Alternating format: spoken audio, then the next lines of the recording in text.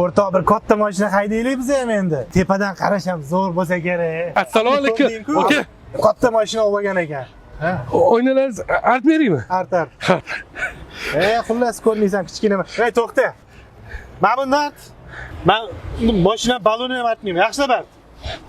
Mana ham bir tepadan pastga qarang. Bitta mashinada yuraverib odam ezilib ketdi-ku. Puldan xavotir olma, o'rtoq, pul bor. Ha. Gaplashamiz, bo'pti. Endi bu nimaga telefon qiladi? Ha, yaxshimisan? Qalaysan?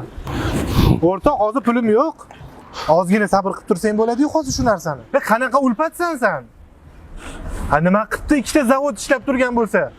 Zavodni vahima qilma, u sex-ku. U yerda ishchilar bor, oyligini bir-biriga yetkazishim kerak. Mashinamga benzinga puli yo'q-ku hozir. Hozir eng omadsiz odam men bo'laman. Endi odamni tushungan, beraman o'sha pulingni. Qarab qolgan joying bormi? Bo'pti. Yana bu ham ulfatimish. Qanaqa tushunmaydigan odam bo'lib, past bo'lib ketgan hammasi. Kutib tursa bo'ladi-yu. Hayot qiyin-a? Sen hayot haqida-chi? Nimani tushunarding? Men tezroq ant bo'l. To'g'ri. Hayotni tushunmasman.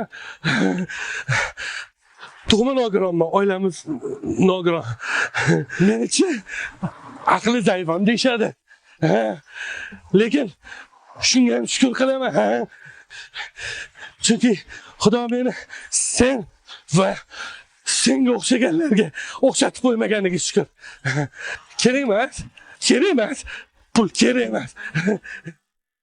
Bittagina dilga zorlanib yashab, har kim sig'ar yo'lda torlanib yashar. Ko'zguga qarashga orlanib yashar.